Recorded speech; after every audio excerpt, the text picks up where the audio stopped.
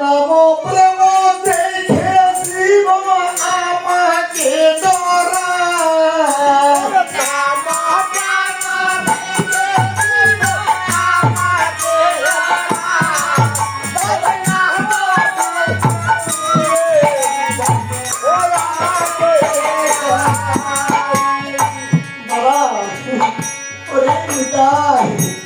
বাবারে জীব এমনি ভাবে না গ্রহণ করবে না জীবকে প্রেম দিতে হবে প্রথমে জীবকে ভালোবাসতে হবে তারা ভালোবাসা পেলে তারাই যদি ভালোবাসা পায় তোমার কাছে আসবে তুমি যাহা বলো তোমার কথাতে তারা বসীভূত হবে আজকে চলো বাবা তুমি আর আমি ভক্ত বৃন্দ নিয়ে আমরা এই নদী নগরে হেঁটে হেঁটে নাম বিলাই আর হরি বল হরি বল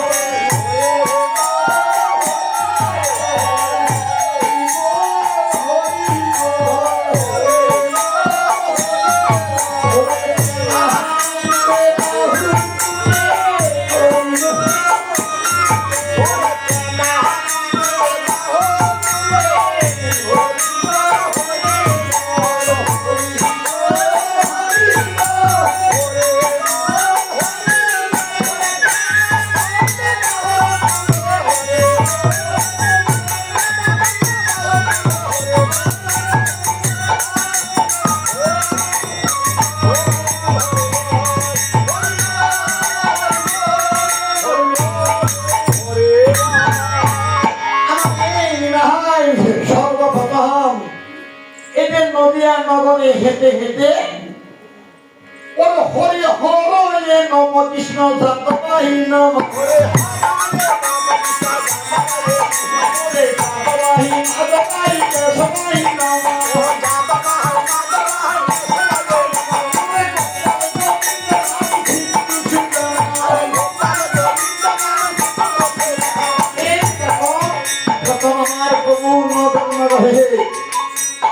নাম বিলাইতে লাগলে তার মাঝে আমার হরিবোল হরিবোল বলিয়া প্রভু এই নাম প্রচার করিতে লাগলেন আর এদিকে কিছু দূর যখন গেলেন এই যে ছোট ছোট এই যে পঞ্চম বৎসরের বালক সকল তখন অমনি তারা গরু চড়াইতে লাগলে আর এই হরিনাম তখন এই ছোট ছোট বালককে করিতে লাগলেন এই শোনো দিয়ে মহান এই যে তোমরা তো রাখালিয়ার ছেলে তোমরা এইখানে গরু নিয়ে তোমরা সময় কাটাইতেছ এই মানব দেহ পেয়েছ 84 লক্ষ জমি ভ্রমণ করে এই সাধন ভজন মিলে মানব দেহখানা এই যে নরকে পতিত হবে তাই বলছিলাম মহামন্ত্র হরিনাম একবার বদন বলে নাও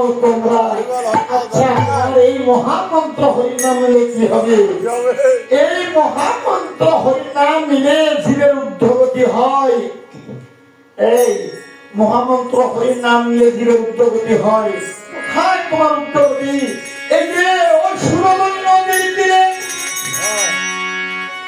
এই যে 17 দিন পর্যন্ত একটা মৃত পাপী সেখানে পড়ে আছে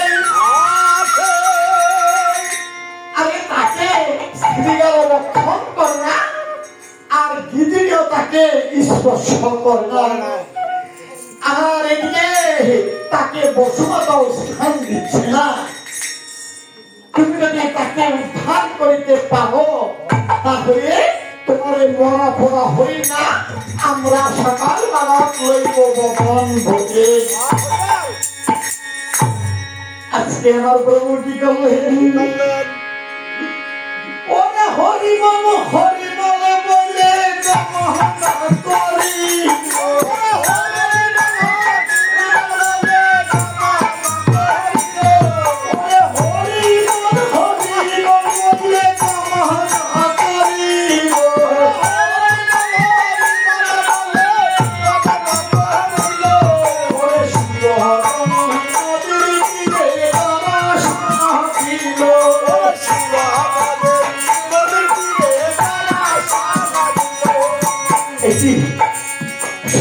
করছে। আরে এই পাপির দেহ ছটফট করেছে, সিঙ্গারও রক্ষণ করে না, দিদিও তাকে স্পর্শ করে না, আহারে মাটিতে স্থান দিচ্ছে না। এমন এক মহাপাপী আহারে পৃথিবীতে এরকম কয়জন হয়? সে কি বলেন? সে কখনো কি বলে? আবার বলু ওই পাপির দক্ষিণ পাশে যে ওরে হরি বল বললে ডাকিতে লাগিল,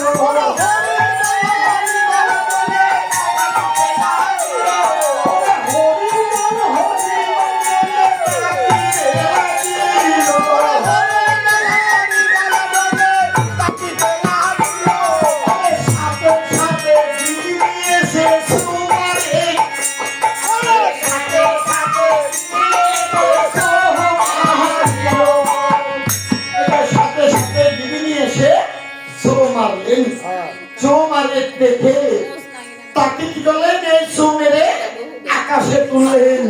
আকাশে তুলিয়া প্রথম কি করলেন? ওই গঙ্গার জলে ফেলে দিলেন।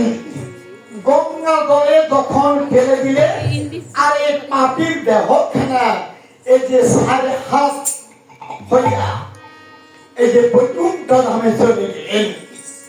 আর এই মস্তকখানা তার উদ্ধার হচ্ছে না। এই যে গলদেশ থেকে নির্ম বাঘখানা উদ্ধার হলো, আর এই মস্তকখানা তার উদ্ধার হচ্ছে না। তখন ছোট ছোট বালক বলছেন, প্রভু তুমি সব উদ্ধার করলে, আর এই দেহখানা তুমি উদ্ধার করলে, মস্তকখানা উদ্ধার করতে পারলে না। এই মস্তকখানা তুমি উদ্ধার করতে পারলে না। এই মস্তকখানা কি অন্যায় করেছে, কি অপরাধ করেছে? এই মস্তকখানা উদ্ধার হবে না? হবে। তাহলে এই মস্তকে এই অবনতি কেন? মস্তকখানা কেন উদ্ধার হচ্ছে না? তাহলে শুনুন, ওরে বালক সকল, ওরে কুদির পাপে তাহার পথের, আরে কুদির পাপে তাহার